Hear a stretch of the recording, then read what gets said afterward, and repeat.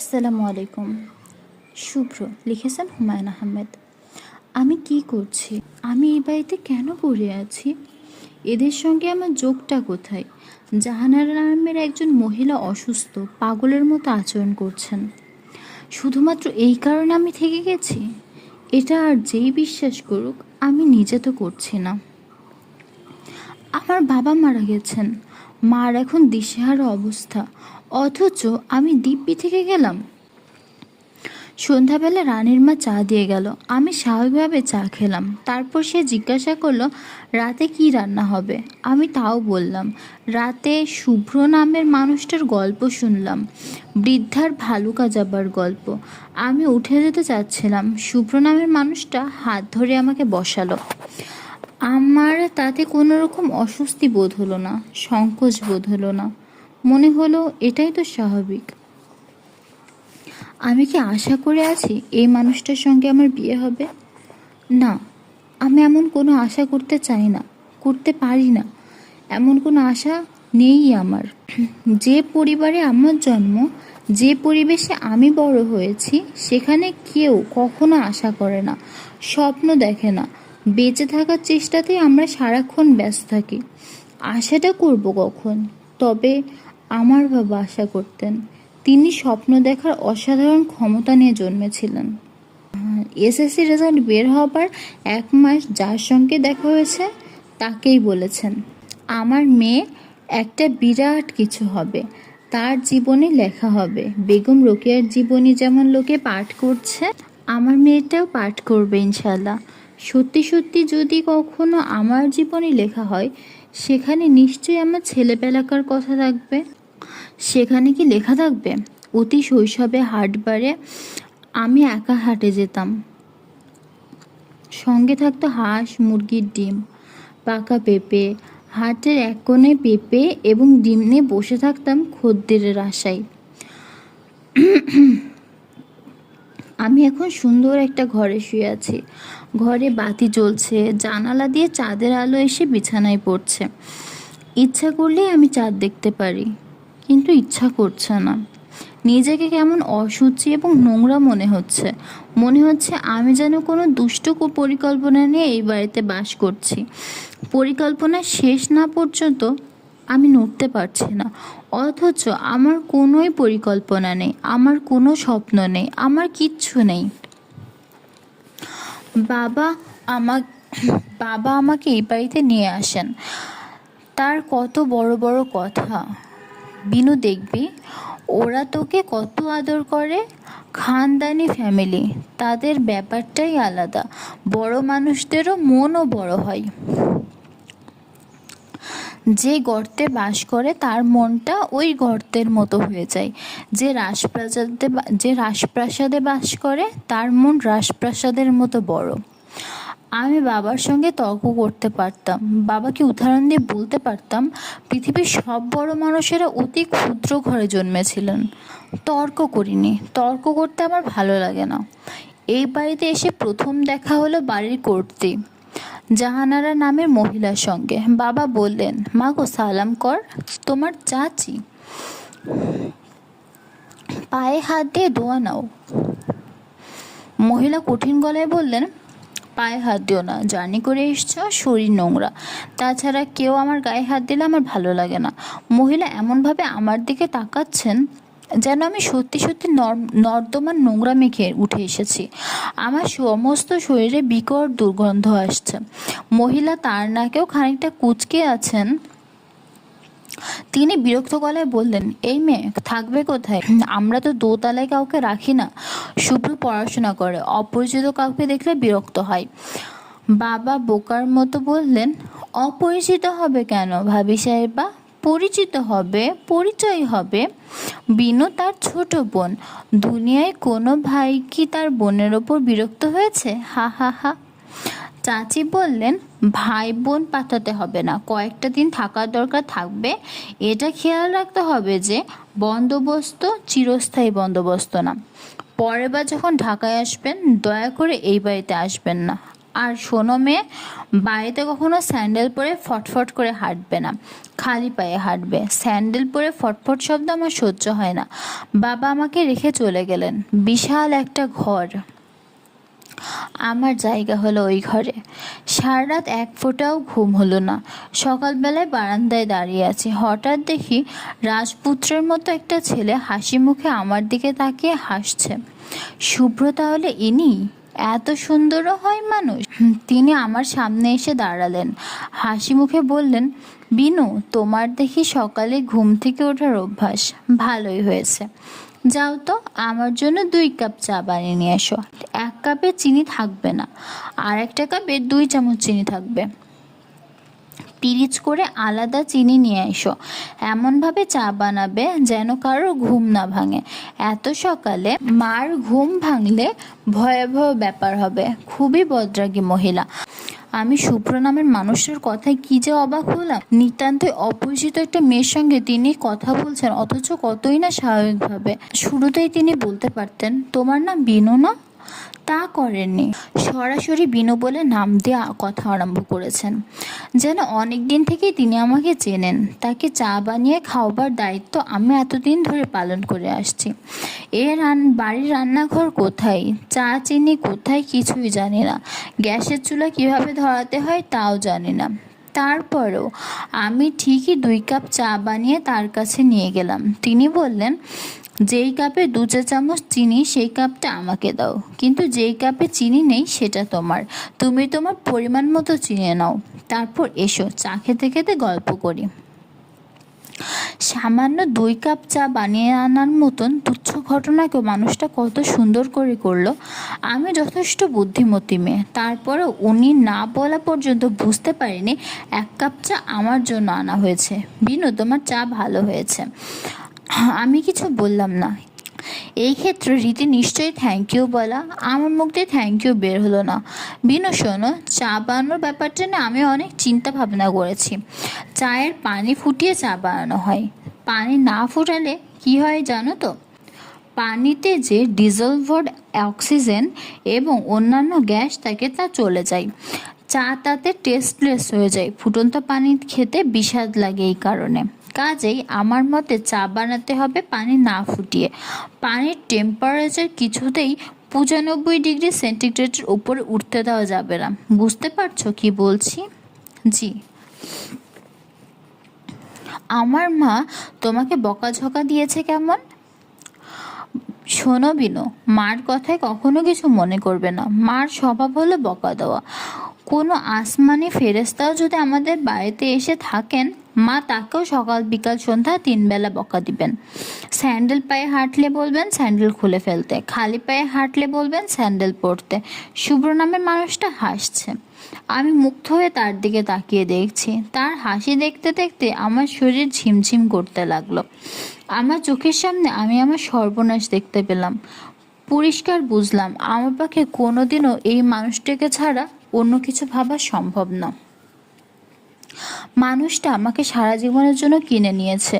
তিনি যদি এখন আমাকে বলেন, বিনু শোনো, পত্রিকায় পড়ি মানুষ ছাদ থেকে লাফ দিয়ে আত্মহত্যা করে, আমার খুব শখ ঘটনাটা দেখার।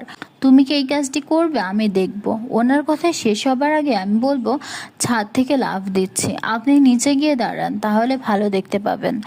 আমি এই মানুষটাকে নিয়ে অল্প কদিনে যত ভেবেছি তত ভাবনা অন্য কিছু নিয়ে ভাবিনি।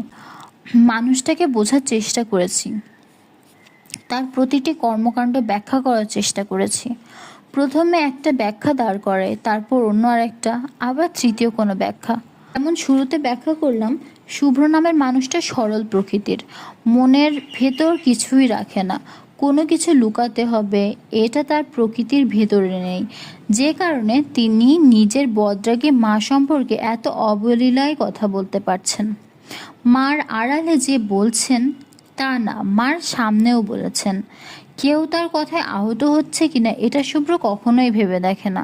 শিশুদের সঙ্গে এখানেই তার মিল আছে। শিশুরাও অবিকল এইরকম। তার পরপরই মনে হলো ব্যাখ্যাটা ঠিক না। তিনি গোপন করেন, অনেক কিছুই গোপন করেন। তার মা আমাকে একসময় চোর প্রমাণ করার প্রাণান্ত চেষ্টা করলেন। এই ঘটনা তিনি জানেন, কিন্তু তিনি আমাকে কখনোই কিছু বলেননি।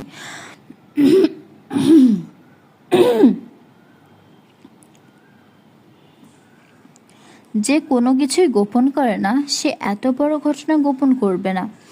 সে হাসতে হাসতে বলবে, শোনো বিনু, মার কি অদ্ভুত ধারণা, তুমি নাকি মার টাকা চুরি করেছো। উনি এই প্রসঙ্গটা চেপে গেছেন। বাচ্চাদের স্বভাব যখন বয়স্ক মানুষদের মধ্যে দেখা যায়, তখন ধরে নিতে হয় মানুষটা হয় বোকা, আর যদি তা না হয় তাহলে সে ভান করছে, শিশু সাজার চেষ্টা করছে। শুভ্র মানুষটা অবশ্যই বোকা নন। তাহলে কি তিনি ভান করছেন? যদি ভান করেন তাহলে ভানটা করছেন কেন? আশেপাশের মানুষদের বিভ্রান্ত করার জন্য? আশেপাশের মানুষকে কে বিভ্রান্ত করতে চায়? যে নিজেকে বিভ্রান্ত করবে। যে নিজে বিভ্রান্ত সে করবে। শুভ্র বিভ্রান্ত না। নিজের ওপর, নিজের বিচার বুদ্ধির ওপর তার আস্থা সীমাহীন। তাহলে তিনি কেন বিভ্রান্ত করতে চাচ্ছেন? কোনো স্বার্থসিদ্ধির জন্য, না মজা করার জন্য? ওনার সম্পর্কে ভেবে ভেবে আমি কিছুই বের করতে পারি না। আমার কাছে মাঝে মাঝে মনে হয় কেউ যেন তার সম্পর্কে পরিষ্কার কোনো ধারণা না পায়, এই জন্যই তিনি এই অদ্ভুত ব্যবহারগুলো করেন। তার এখন দুঃসময় যাচ্ছে। এই দুঃসময়ে আমি তাকে কাছ থেকে দেখার সুযোগ পাচ্ছি। আমার কাছে মনে হচ্ছে তিনি দুঃসময়টা উপভোগ করছেন। যুদ্ধবাজ মানুষ যেমন যুদ্ধ করার সময় মজা পায়, তেমন মজা। জটিল কোনো সরল অঙ্ক ধীরে ধীরে করার মজা। ধাপে ধাপে অঙ্কটা তিনি তৈরি করেছেন। তিনি জানেন সঠিক উত্তরটা তিনি বের করবেন। এটা জানেন বলেই অঙ্কটা করতে তার ভালো লাগছে। তার খুব কষ্ট হচ্ছে, কিন্তু একসময় অঙ্কের উত্তর পেয়ে যাবেন, এই কারণেই কষ্টটা ভালো লাগছে। মাঝে মাঝে মনে হয় তিনি প্রতিশোধ নেবার চেষ্টা করছেন। বাবার ওপর প্রতিশোধ, মার ওপর প্রতিশোধ নেবার ভঙ্গিটা গ্রাম্য। তার মতো মানুষ এই ভঙ্গিতে প্রতিশোধ নেবে তা ভাবা যায় না। আমি তার কেউ না, তারপরও আমার খুব ইচ্ছা করে অঙ্কের সমাধানে আমি তাকে সামান্য হলেও সাহায্য করি। জানি তার সাহায্যের প্রয়োজন নেই, তারপরেও পাশে থাকি। মাঝে মাঝে যখন মাঝরাতে তার ঘুম হয় না, তিনি আমাকে ডেকে তার ঘরে নিয়ে যান, গল্প করেন। তার ব্যক্তিগত সমস্যা নিয়ে কোনো গল্প না, অন্য প্রসঙ্গ, ধর্ম, বিজ্ঞান, যার কোনোটাই আমি জানি না। ধর্ম বলতে আমি জানি বাবাকে দেখে যা জানা, আর বিজ্ঞান হলো স্কুলে কলেজে পড়া বিজ্ঞান বই। উনি বিভিন্ন কথা বলতেন। শোনো বিনু, আমরা এক আল্লাহর কথা বলি না, একে বলে এক ঈশ্বরবাদ। সর্বপ্রথম এক ঈশ্বরবাদ কে প্রচার করেন জানো? মিশরের এক ফেরাউন, তার নাম ফারাও এখনাইন। খুব জোরালোভাবে এক ঈশ্বরবাদী ছিল হিব্রুরা। হিব্রুদের নবীকে বলো দেখি। জানি না। জানবে না কেন? অবশ্যই জানো। মুসা আলাইহিসসালাম, হজরত দাউদ আলাইহিসসালাম, সুলাইমান আলাইহিসসালাম। আমরা মুসলমানরা তাদেরকে নবী স্বীকার করি। আচ্ছা বলো দেখি, এবার কঠিন প্রশ্ন, বলো কোন ধর্মে আল্লাহ বা ঈশ্বর বলে কিছু নেই? জানি না। অবশ্যই জানো, কেন জানবে না? বৌদ্ধ ধর্ম। আচ্ছা এবার সহজ প্রশ্ন, গৌতম বুদ্ধ এক পূর্ণিমার রাতে ঘর ছেড়ে বের হয়েছিল, কোন পূর্ণিমা? জানি না। আচ্ছা এখন বলো দেখি, বিজ্ঞান। বৃত্তকে 360 ডিগ্রিতে প্রথম কারা ভাগ করতে শেখে? জানি না। ট্রাইগাস নদীর তীরের শহর আসুরনগরের বিজ্ঞানীরা। এই কাজটা তারা করেন খ্রিস্টের জন্মে 600 বছর আগে। আসুরনগর অতি সুসভ্য ছিল। এই সভ্যতাকে বলা হয় আশেরিয়ার সভ্যতা।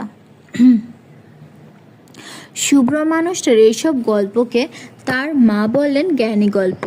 তিনি তার পুত্রের জ্ঞানী গল্প খুব আগ্রহের সঙ্গে শোনেন। আমিও শুনি। গল্পগুলো শুনে উনি কি ভাবেন আমি জানি না। আমি ভাবি কেন তিনি গল্পগুলো করছেন? আমাকে মুগ্ধ করার জন্য? না, তা হবে না। যে মুগ্ধ হয়েই আছে তাকে মুগ্ধ করার কিছু নেই। তাহলে তার উদ্দেশ্যটা কি? জ্ঞানের গল্পের ফাঁকে ফাঁকে হঠাৎ করে তিনি কিছু ব্যক্তিগত কথা বলে ফেলেন। জ্ঞানের গল্পের চেয়েও অনেক আগ্রহ নিয়ে আমি এই গল্পগুলো শুনি। বিনু শোনো, এই মানুষটাকে আমরা খুঁজে বের করতে হবে। বিনু শোনো, এই মানুষটাকে আমার খুঁজে বের করতে হবে। কোন মানুষটা? ভদ্রলোক মারা গেছেন, বুড়ো একজন মানুষ, আমাকে শুভ্রু বলে ডাকতেন। যিনি মারা গেছেন তাকে কিভাবে খুঁজে বের করবেন? ও আচ্ছা, তাই তো।